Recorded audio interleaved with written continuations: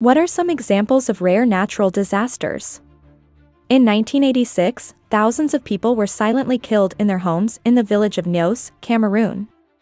The disaster left every living creature for miles, dead on the ground, with seemingly no warning, leaving medical teams baffled as they surveyed the damage days later. Over 1,700 people were killed along with thousands of animals that were in the vicinity.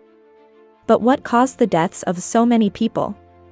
There was no evidence of bleeding, trauma, or any agony. It was as if the victims had simply blacked out and died unconscious.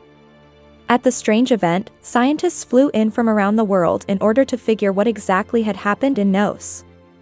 Clue number 1, victim range. After surveying the distribution of corpses in the area, it seemed as if everyone who died was within 12 miles of Lake Nyos, a lake that was formed in a dormant volcano. In the villages further away from Nyos, there were more survivors, while in Nyos, fewer than 8 people survived. Not only was this the biggest clue, the lake, which had previously been a rich blue color, had turned a deep, murky red. Clue number 2, CO2 levels. Scientists began to take samples from the lake. They learned that the red on top was dissolved iron, which would have usually been sitting at the bottom of the lake. They also discovered an astronomical amount of CO2 within the waters, causing samples taken from the lake to bubble up like soda when removed.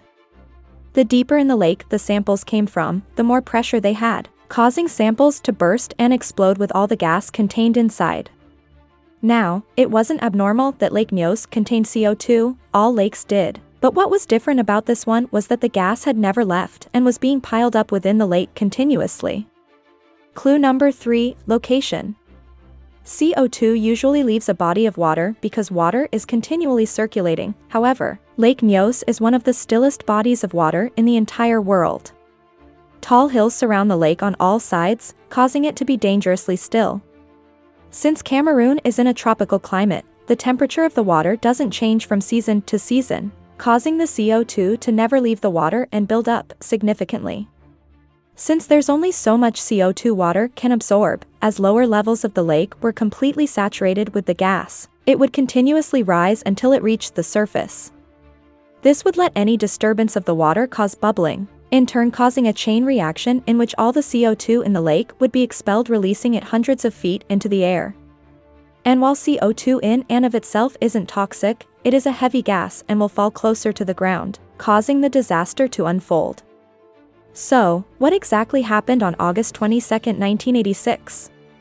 Villagers who lived on the hillside above Lake Nyos reported seeing the lake bubble up mysteriously before a cloud of mist formed above the lake. Without warning, the lake exploded, sending out enough CO2 in the air to fill up 10 football stadiums. The CO2 was sent over 300 feet up in the air before settling on the hillside, killing anything in its path.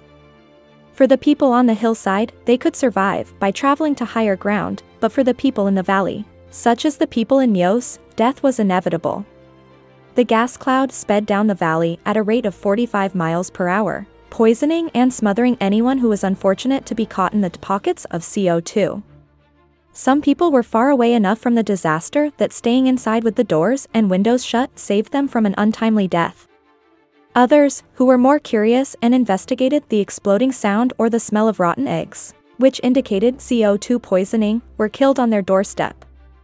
Towards the outskirts of the village, people who were sleeping on the ground were killed while people who were above the gas cloud survived, ignorant of the disaster until they tried to wake their loved ones.